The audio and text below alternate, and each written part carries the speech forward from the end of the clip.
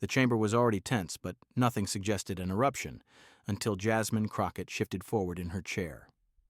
Her movement was subtle, yet commanding, the kind that told every observer she was about to drop a strike no one could ignore. The audience leaned in instinctively, sensing something big.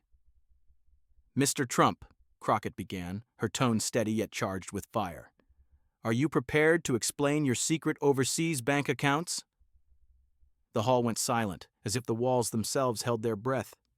A ripple of shock surged across the lawmakers seated around them. Murmurs exploded from the back rows. Reporters scrambled to adjust their cameras, lenses clicking and whirring like a chorus of mechanical witnesses. Trump's head jerked up. His eyes narrowed, his jaw tightening into a defensive mask. For a brief instant, barely a flicker, his composure cracked, revealing a flash of raw panic. He leaned toward the microphone and barked, "I have no such thing." His voice was sharp, brittle, like glass under pressure. The denial didn't settle the air, instead it thickened the tension. Crockett didn't blink. Her lips curved into a faint, defiant smile. She lifted a folder, slow enough for every camera in the room to track the movement. The rustle of paper echoed louder than it should have. "You deny it here, in front of the American people?" she pressed. Her voice was clear, each word calculated, her pacing like a drumbeat leading the crowd toward an inevitable climax. "Because these documents say otherwise!" The audience erupted, gasps, whispers, and sudden shouts. A few members craned their necks to see the folder while others exchanged frantic glances. The soundscape shifted into chaos. Some tried to quiet the room, others fueled the uproar. Trump slammed a hand on the desk. "Fake news!" he roared, his voice cracking under the weight of the moment. His other hand clutched the microphone as though strangling it might strangle the question itself. "Fabrications! Lies!" But his shouting betrayed him. It wasn't the voice of strength, it was the voice of someone cornered. Sweat glistened on his forehead, shining under the relentless lights. His eyes darted, scanning the chamber for an ally, for a rescuer. But the faces around him were cold, calculating, or gleefully recording his discomfort. Crockett leaned closer, her voice dropping in pitch, creating a razor-edged intimacy that carried through every microphone. "Mr. Trump, when the truth is written in black and white, yelling won't erase it." The chamber erupted again, some lawmakers pounding desks in outrage, others cheering. The noise fused into a roar that felt more like an arena than a congressional hall. Trump tried to push back. He pointed a finger across the table, his hand trembling. "You are a disgrace! You are—" His words faltered, swallowed by the thunder of the room. Crockett raised her free hand, silencing the hall not with power, but with presence. The stillness that followed was heavier than the uproar before it, every eye fixed on her, every camera live-streaming the confrontation into millions of homes. She let the silence stretch, then spoke, calm and cutting. "The American people deserve answers. Tonight they will see the truth for themselves." The weight of the moment pressed down on Trump. His shoulders sagged slightly, a small but undeniable crack in the image of invincibility he tried so desperately to project. The fall had only just begun, and the nation was watching. The uproar from Jasmine Crockett's first strike had barely subsided when she shifted the folder closer to the microphone. The sound of paper brushing against the desk seemed amplified, carrying weight far beyond its physical size. Every journalist in the chamber tilted forward. Screens glowed in anticipation as live captions lagged only a second behind her voice. "These," she began, her tone firm yet deliberately calm, "are authenticated records of wire transfers, balance statements, and internal memos from institutions outside our borders. Redactions protect unrelated third parties. What remains is a pattern that cannot be ignored." Donald Trump leaned back in his chair, his chin lifted defiantly, but his hand twitched against the armrest. He forced out a chuckle, one that sounded too rehearsed. "Nothing in there ties to me," he scoffed, eyes darting to the cameras. "She waves papers, plays theater, and the media eats it up. It's a stunt. That's all this is." Crockett ignored the deflection. She slid the first page from the folder and held it high enough for the clerk to take. The clerk stepped forward, displaying the sheet under the overhead projector. Lines of text and numbers appeared on the large monitor behind the dais. Gasps rippled through the gallery. "Page 1, Crockett declared, her eyes never leaving Trump. A transfer dated the second Tuesday of February, year 2017. Originating entity, a Delaware holding company. Destination, a private account in Zurich. The amount, $2,300,000. The initials on the beneficiary line are DJT. The crowd exploded in noise. Reporters scribbled. Cameras zoomed. Trump thrust a finger at the screen, his voice rising. Initials prove nothing. Anyone could fake that. This is a disgrace. Page 2. Crockett cut him off cleanly. Her delivery was sharp, almost surgical. Multiple deposits under reporting thresholds spread across 3 weeks. Destination, a Caribbean institution specializing in anonymity services. Source, shell companies layered through 2 intermediaries, both managed by a boutique firm previously engaged by your campaign vendors. The timing matches the period when hush agreements surfaced in your own civil proceedings. Trump's face flushed red. He slammed a palm against the table, his words cracking under strain. Lies! All of it lies! No president has ever been treated like this! The tension in the chamber mounted. Even Trump's allies shifted uncomfortably, while his opponents sat rigid, savoring each moment. Crockett raised her voice slightly, not to shout, but to carry above the chaos. You paid in. You earned it. It is your money. That is what you tell Americans about Social Security, about Medicare, about their paychecks. But this... She struck the document once with her finger, the sound picked up by every microphone. This is not a promise. This is a gamble. A gamble that secrecy holds longer than accountability. Her words hit like a hammer. The chamber grew hot, heavy with collective anticipation. A few people in the gallery actually clapped before being hushed. Trump tried to smirk, but it faltered into a grimace. You can't bully me with paper tricks. You can't scare me with numbers no one understands. Crockett didn't break eye contact. She gestured to the clerk again. A second sheet was raised on the screen. A memo written on a foreign bank's letterhead, complete with signature and timestamp. This memo, Crockett announced, comes from a Gulf-based banker summarizing a courtesy call. It references a personal assurance that regulatory attention in the United States will be managed. And look here, she pointed at the projection, her fingertip almost pressing into the screen, a smiley face drawn at the bottom of the compliance note. The audience erupted with nervous laughter. The absurdity of such a casual mark on a sensitive document underlined the seriousness of the accusation. Trump seized the moment to counterattack. You see? This is ridiculous. A doodle? A joke?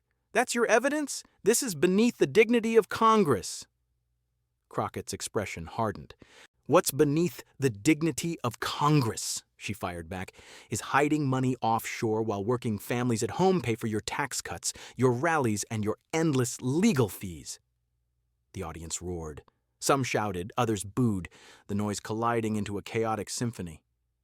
The chair pounded the gavel repeatedly, but the sound barely registered over the storm. Crockett leaned forward again, her tone dropping to a razor whisper that nonetheless carried through every microphone. If there's nothing here, Mr. Trump, sign the authorization. Allow these institutions to release their statements directly to this committee and to the American people. 1 page, 1 line, 1 signature. Trump froze. The hesitation was brief, but every camera caught it. The delay itself became evidence. His lips parted, but no words came for 3 long seconds. Then finally he forced a reply. My counsel will review any lawful request. The audience gasped. Reporters scribbled furiously. Crockett pounced. The request is lawful, she said. The people are watching, and your refusal speaks louder than any memo. Trump gripped the desk as though holding on against a tide. His chest heaved. He tried to summon the bravado that had carried him through rallies, interviews, and scandals. This is a witch hunt, the biggest witch hunt in history. But the phrase rang hollow in the charged air. For the first time, his words sounded smaller than the room he occupied. Crockett closed the folder with a deliberate snap. The record will show, she declared, that the witness has denied authorization. The record will also show the evidence already presented. The people will decide which carries more weight, your shouting or the documents that stand in black and white. The hall vibrated with clashing energy, rage, triumph, disbelief. On screens across the country, millions of viewers leaned closer, knowing they had just witnessed a confrontation that would dominate every headline by morning. The chamber had been chaotic before, but now it was electric, vibrating with a tension that felt as if the walls themselves were humming. The clerk had just removed the last sheet from the projector. Jasmine Crockett leaned back, calm as steel, while Donald Trump sat rigid, gripping the armrests of his chair like they were lifelines. The cameras caught everything, every twitch of his jaw, every bead of sweat glistening under the harsh lights. He tried to project control, but the mask was slipping. "This is all lies," he muttered into the microphone, voice uneven. "It's fake. Everyone knows it's fake." His tone was no longer booming. It cracked like an old floorboard under too much weight. Crockett didn't answer. Silence, she knew, was sharper than any blade. The audience waited, sensing the duel had shifted from words to willpower. Trump looked out over the chamber, searching desperately for friendly faces. A few of his allies nodded stiffly, but their eyes betrayed unease. The spectacle was too big, the evidence too heavy. Then came the trigger moment. Crockett leaned forward once more, her voice slicing through the silence like a gavel. "Mr. Trump, you claim these documents are false. You claim there are no secret accounts, yet you refuse to sign a single-page authorization. Why? What are you hiding from the people watching this broadcast live across the nation?" The question detonated in the hall. The crowd exploded. Cheers, jeers, chants. Reporters shouted over one another, hands raised, mics extended like spears. The noise swallowed Trump's first attempt to reply. He slammed his fist on the desk, red-faced. "Because I will not walk into your trap," he barked, but the words were drowned in the roar of the audience. Someone in the gallery yelled, "Sign it or step down!" Another voice shouted, "Coward!" The insults rained down like blows. Trump tried to rise from his seat, but the weight of the moment pressed him back. His knees wobbled as he pushed himself halfway up, only to sink down again. The camera zoomed mercilessly, catching every falter. Sweat poured along his temple, streaking the heavy makeup under the lights. He clutched at the documents on the table, crumpling the edges in his fists. The room was a storm. Chants mixing with booze, the pounding of the chair's gavel, the whine of camera shutters. For a moment, Trump opened his mouth wide as if to unleash another tirade, but nothing came. His voice broke before it began. He slumped deeper into the chair, shoulders sagging, eyes darting with the panic of a man cornered. And then it happened. The collapse. He bent forward, elbows on the desk, head dropping into his hands. His chest heaved as though the air itself had turned against him. The once iron grip on the papers loosened, pages slipping to the floor like feathers.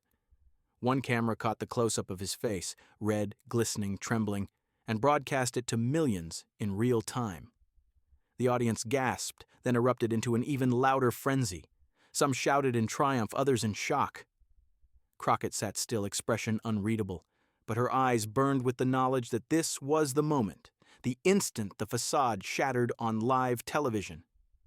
In the control rooms of networks across the country, producers were already screaming into headsets. "Cut to Trump! Full screen, zoom in!" Clips were ripped, looped, replayed within seconds. On Twitter, hashtags bloomed like wildfire. Darzi, Trump collapse. Darzi, bank account gate. Darzi, Crockett strikes. Trump raised his head finally, eyes glassy, voice a rasp. This is persecution," he muttered. But the words lacked force, and the microphones caught the tremble more than the sentence. Crockett struck. "The American people see it now," she declared, standing. "The truth doesn't need theatrics. The truth reveals itself, and tonight it has." The gavel slammed, the chamber boiling over. But the image of Trump collapsing into his chair, clutching useless papers, was already immortal. The clip had gone viral before the sound of the gavel faded. For decades to come, this would be remembered as the exact moment when a former president, under the weight of evidence and the gaze of millions, crumbled not with a bang, but with a slow, televised fall. Within minutes of Trump's collapse, the footage was everywhere. Cable networks cut their scheduled programs to run the clip on a loop, some with dramatic countdown clocks replaying the moment his head dropped into his hands.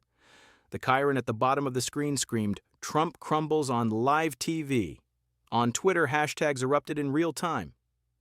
Le Charcharn, Trump collapse, Jean Bank account gate and Crockett exposes rocketed to the top within 20 minutes. Memes spread like wildfire, freeze frames of Trump's stunned face paired with captions mocking his downfall. TikTok edits layered dramatic music over the footage, turning it into a viral anthem of humiliation. Morning radio shows broke in with urgent updates. Ladies and gentlemen, if you missed it, Donald Trump just collapsed under questioning by Congresswoman Jasmine Crockett, live in front of the nation. The audio replay of his faltering voice circulated faster than fact checks could keep up, but the counterstrike was immediate. Trump's team issued a press release within the hour calling the documents fabricated foreign propaganda. Surrogates flooded talk shows, accusing Crockett of weaponizing lies and staging a political ambush. Threats of lawsuits were shouted into microphones, promising swift retaliation. Yet the momentum was unstoppable. Clips dominated every platform, amplified by influencers and late-night comedians alike. A single unedited 34-second clip of Trump's collapse reached 10 million views before midnight.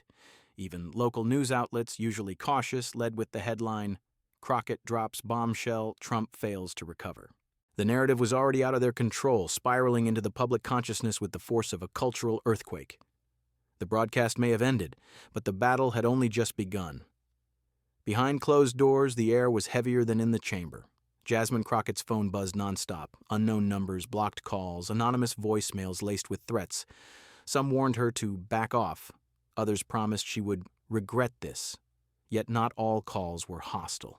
One came from a former Trump ally, a senator who whispered into the receiver, "You've struck deeper than you realize. Keep pushing. There are others who want him weakened."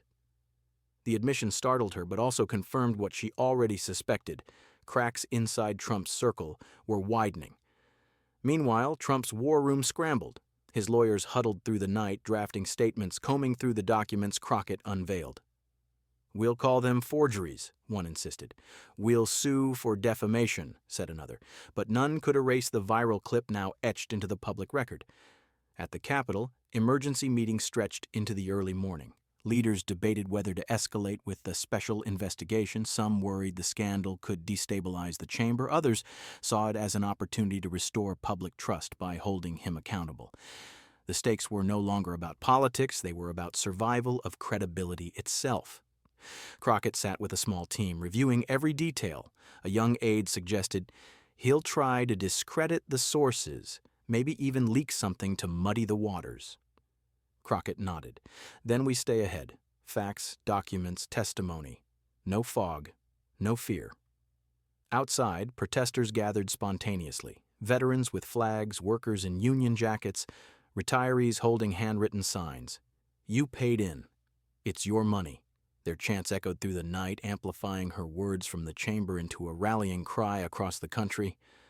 And in the shadows, pressure mounted. Lobbyists whispered to lawmakers, donors pulled strings, and secret backroom deals were drafted to contain the fallout. But for every act of intimidation, Crockett's determination grew sharper. She understood now. This was no longer just a confrontation. It was a war for control of the truth. The next morning, the chamber reconvened. The atmosphere was different now, charged, wary, every seat filled with eyes sharpened by the storm from the night before. Reporters packed the aisles, cameras already live, waiting for the next strike. Jasmine Crockett stepped to the microphone, her folder under one arm. Her voice was steady, resonant. "Mr. Chair, in light of last night's refusal and the evidence presented, I formally move to establish a special committee to investigate the secret accounts of Donald J. Trump." The room erupted. Some shouted approval, others jeered, but the motion landed like a hammer. Crockett held up a single-page draft resolution. "This chamber cannot look away. We owe it to the people who paid in, who earned it, whose money should never vanish into shadows." Trump, visibly shaken but still present, leaned forward. His face was pale, his words unsteady. "This is persecution. This is tyranny. You want to destroy me because you fear me." But his protest sounded weaker now, drowned beneath the noise of lawmakers clapping and staffers whispering into phones. The chair called for order. The gavel cracked 3 times. Silence fell. Then, in a historic moment, the motion was scheduled for a vote. The announcement rippled through the hall like thunder. Crockett closed her folder slowly, her gaze fixed on Trump. The investigation begins. The truth will not be buried, and this chamber will decide, not with noise, but with action. Outside, protesters erupted into cheers. News tickers blazed the headline: Special Committee to Investigate Trump's Secret Accounts. Social media exploded with new hashtags: Ishurican Truth Vote, Ishuri Crockett Committee, Juridiu, the people paid in. Trump stood abruptly, avoiding cameras as aides rushed him out. His retreat was clumsy, hurried, the image of a man cornered. The crowd shouted after him, their voices echoing down the marble halls. Crockett remained at her seat, calm, resolute.